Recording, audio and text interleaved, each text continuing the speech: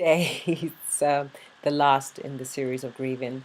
And again, I will be coming back to this topic, and I hope that this will remain available to anybody going through this process. It's an intensely personal process, and even though I've opened up and spoken about my pain and my process, it's still an ongoing journey.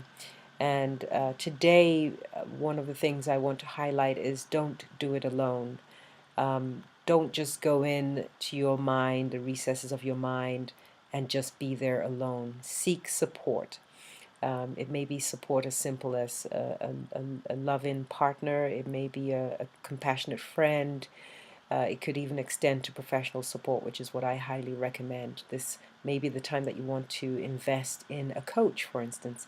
Let's say this was the loss of a loved one, a partner, for instance, a husband, a spouse, a wife, um, a partner. That could set you off in a direction, a soul searching as to what's next. This is a great time to hire a coach to find out for yourself what's next, what's possible after the transition of a loved one, what's available to you. How are you going to celebrate their legacy? How are you going to celebrate your legacy?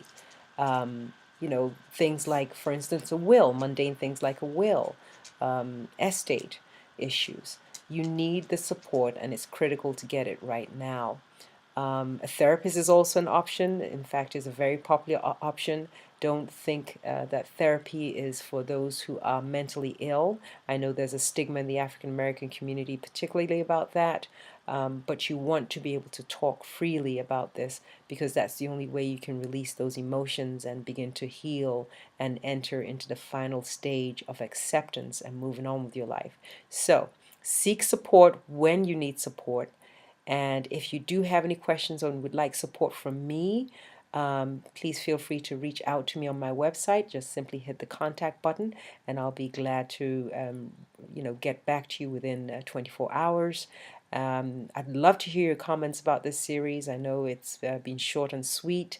I hope I haven't belabored the issue, but I think it's something that's very critical now as we each experience grief in individual ways.